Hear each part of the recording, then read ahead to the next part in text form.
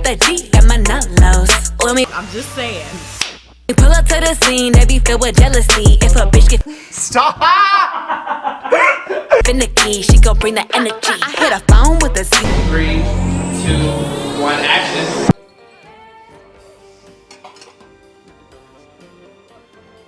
Dear light.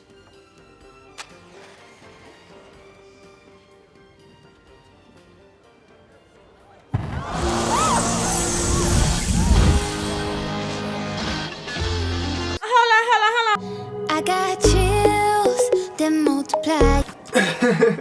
So hello everyone, it's Harvey and I'm back for another video and I hope you guys are having a great time. Welcome to my channel. How are you guys doing? What's going on? Let me know in the comments below. Guys, let's talk about option trading. So today I'll be talking about cash secured put option strategy, especially with Webull. Okay, so how does it go? So cash secured put down the phone, right? So in this situation we are talking about, okay, we believe as investors that this stock may go down even more than what it is today. So a cash secured put option strategy is selling a put at a certain strike price while simultaneously posting cash as collateral. So rather than having shares as collateral, you have cash as collateral, which means you have to have a buying power that can cover that position if it goes through. So if the strike price is met, you have to have cash to cover that position. As such, when going for this option, you must have cash buying power in your account, else this option would never go through. If you try buying, they're like, sorry, insufficient, buying power, option buying power, you would see that. Okay, so you are posting cash simultaneously as collateral in the event that the put option is exercised or cleared, or the check is cleared. They don't want it bouncing. See that? They don't want it bouncing, and the shares are obligated to be purchased. So an investor with an investment objective of income sells cash secured puts to receive the option premiums. Now what happens is that when you sell cash secured puts, the person who sells will get a premium and hold it on the side, and the person who buys it is seriously holding that, like, I have my collateral here. Okay, so if the strike price is met, this person already has the premium, but now they're giving up their shares also. You, the buyer, must have your buying power waiting. Okay, that's the simplest form. So a cash secured put option strategy requires a moderate level of risk tolerance. Like I said, you have to have the buying power waiting. They ain't playing with you and they ain't playing with me. Okay, this ain't no allegedly. Delete your new map. We about to blow up. Whoa! The premium, the person selling a cash secured put already has this stock.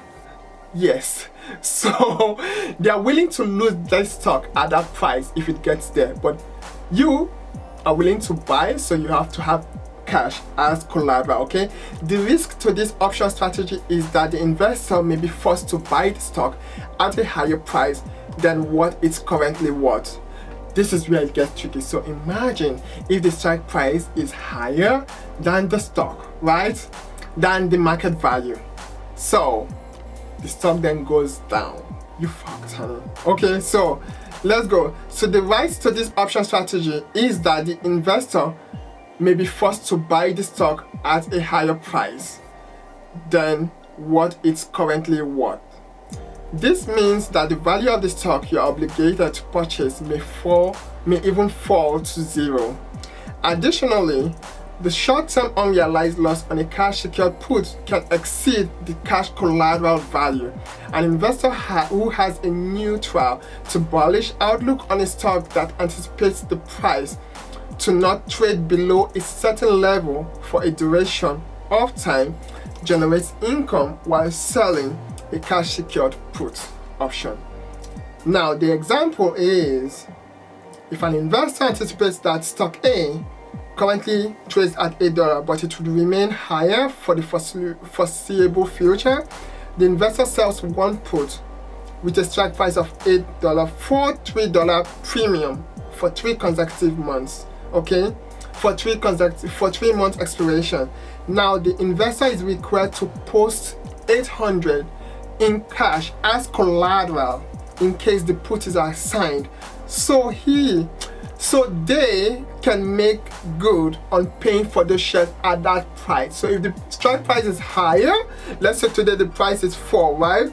And then the person is like, oh, you know what, strike price $8. Then I'm like, okay bitch, I'm gonna buy this stock if it gets to that. So I'll have to have $800 waiting on the side, honey.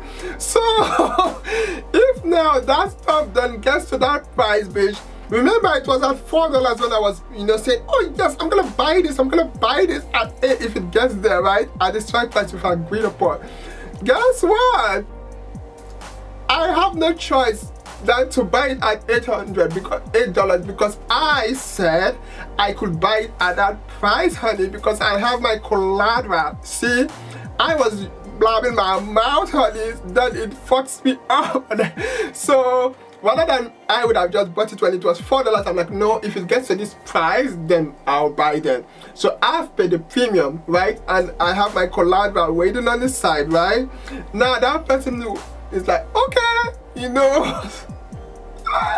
this option is evil. So you sell for a 3 month until expiration, right? Long $800 of cash as collateral. See what I'm saying? So the maximum gain is the premium of $300, which the investor collects for selling it. See what I'm saying? The person who sold is like, okay, hold the premium, then the maximum profit is now premium times the 100 shares of the stock. So 300, boom, right? It's fixed. It ain't going anywhere. Now the person who sold it is holding on to that. In the event that the stock falls to 0 before expiration date and the option is assigned, the investor has no choice than to buy that stock at $8. See? You fucking lie. This option is... Oh snap! She used the A word. Somebody's about to die.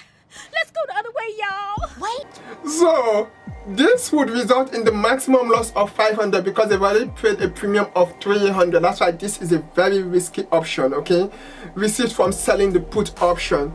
So this will be calculated as the maximum loss would be the stock price minus the premium times 100, okay? Would be the maximum loss, because now this stock, you're now buying it at $800 because, hello, you agreed up, that hey, if this stock is at, I'll buy the stock at $800 because this is crazy. So the break even would be the strike price of the put less the premium received, and this is calculated as the break even price, the stock short put strike price minus the premium. So it will be $5, which is equals to 8 minus 3.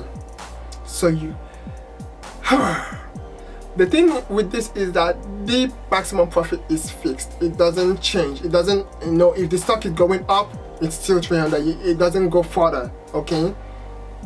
But the loss can be closer to 0, honey. So it keeps increasing, honey. So you don't want that. So be careful with this option. You have to be crazy. But people love this. There are people who do this. So after 3 months, the example is that after 3 months now, if the stock stays above 8, then the investor keeps the $300, see, of the premium. But if the stock falls to 0, the investor is obligated to buy the shares at $800.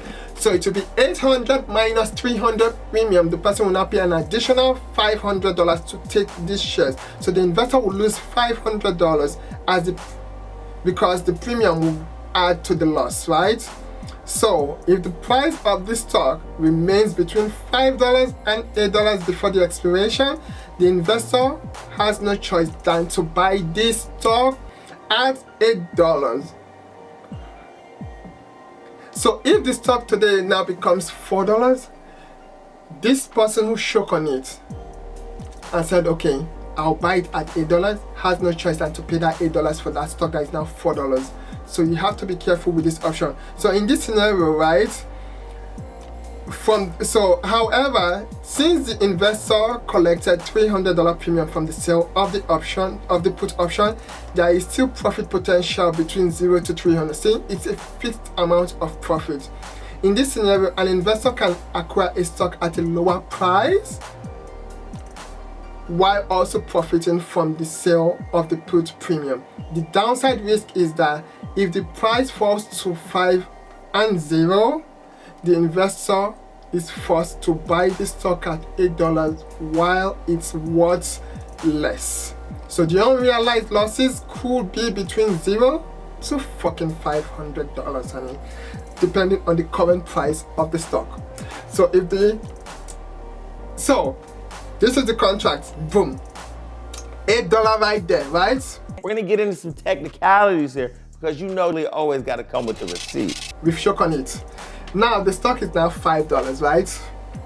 Between 5. So I will now pay I'm paying, $300 in advance. The boom boom pow. It is what it is. If it gets to $8, I'm paying that $800, paying the full price that we've agreed on $8. Now if that stock keeps going down, let me say the stock was at 10 when I said 8 as a strike price. If it keeps going down to $4, the person selling still would keep that premium, but myself who bought it, I will still have to pay that $800 additional $500. So I'll be paying a price of $8. So even if it falls to 0, the buyer still has to pay the the extra $500 to make it $800, because each stock will be $8. Because remember, each contract is for 100 shares. So when you're looking at this price, you're looking at 100 shares of a stock. Gosh, you have to be careful. So this person selling this contract wants it to be in the money. You want it to be out the money, because if it's in the money, you're fucked. I cannot wait to see you guys soon in the next video, but here is the graph. Look at the graph, you see? The profit for the seller is fixed. But you, the buyer, you can lose as much as possible. So the investor may be assigned and forced to buy the stocks at a higher price, even if it's below market level, the current market level, because you've already shook on this agreement. So you all have to be careful when you're going for this option. I would not. Now, I can sell covered stock, puts, short puts. I can buy short puts. My strategy is that I buy puts, long puts, and I sell covered calls. That's my strategy. I ain't going for this one, except I feel that stock will never come to life. Then I can do this, but I'll be the one selling, not the one buying. Okay, anyway, I cannot wait to see you guys soon in the next video. But this option, ciao. Bye. What the? Oh, this option, savage, honey. Cause I'm loving myself real good. Did you guys hear that? I'm scared. In a way that you never could.